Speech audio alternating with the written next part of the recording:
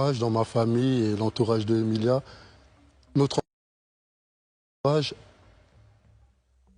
ont décidé qu'on ne pouvait pas être ensemble, qu'on ne devait pas être ensemble. Ces mois de silence, je faisais qu'observer le comportement des uns et des autres, écouter.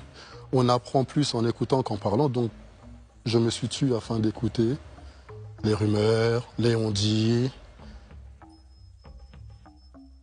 J'ai réalisé ça. Et ça m'a permis aussi de faire le tri dans mon entourage. Moi et Emilia, on a commencé tous les deux. Il n'y avait personne, on a demandé la permission à personne. On a décidé de s'aimer tous les deux. Et lorsqu'on a décidé d'afficher ça aux yeux du monde, des personnes se sont dressées afin de pouvoir saboter cette relation. J'ai tout entendu, moi ça me fait rire. Et je ne me suis pas marié avec elle par hasard. C'était un choix réfléchi.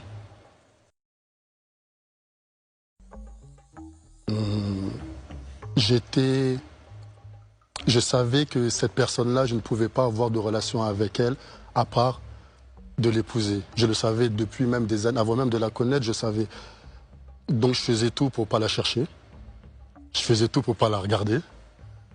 Et à mon anniversaire, c'était le 2 avril, la veille de mon anniversaire, le 2 avril 2020. Mon petit frère, il vient, il me ramène une photo et il me dit, cette fille-là, quand je la vois, je pense à toi. Et il me montre la photo d'Emilia, je dis non, pas elle. Il me dit pourquoi? Et je lui dis, c'est la seule femme qui peut me ramener à la mairie. Donc il faut me laisser m'amuser encore. Il m'a dit non, c'est elle, je dis non, pas elle. Et il a quand même fait en sorte qu'on puisse se connecter. Et la suite, on la connaît? Non, vous ne connaissez pas la suite. Tu veux nous la raconter? Oui, parce que des personnes ne peuvent pas, comment dirais-je, parler pour deux personnes qui ne connaissent pas. Je peux être dans un village et pianoter ce que je veux sur mon clavier, ça ne fait pas de moi une personne qui connaît la situation entre deux personnes. Les deux seules personnes qui ont le pouvoir de pouvoir décider dans cette relation, c'est moi et Emilia.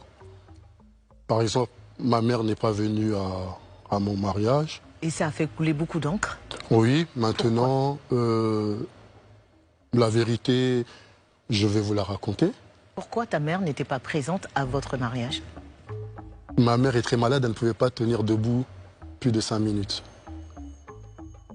Est-ce que ton épouse avait déjà rencontré ta mère avant le mariage? Non, elle se parlait. On a décidé de s'unir durant le Covid. Et on aurait pu attendre, mais elle était déjà tombée enceinte. Et c'était important pour elle qu'elle puisse être mariée avant d'accoucher mon bébé.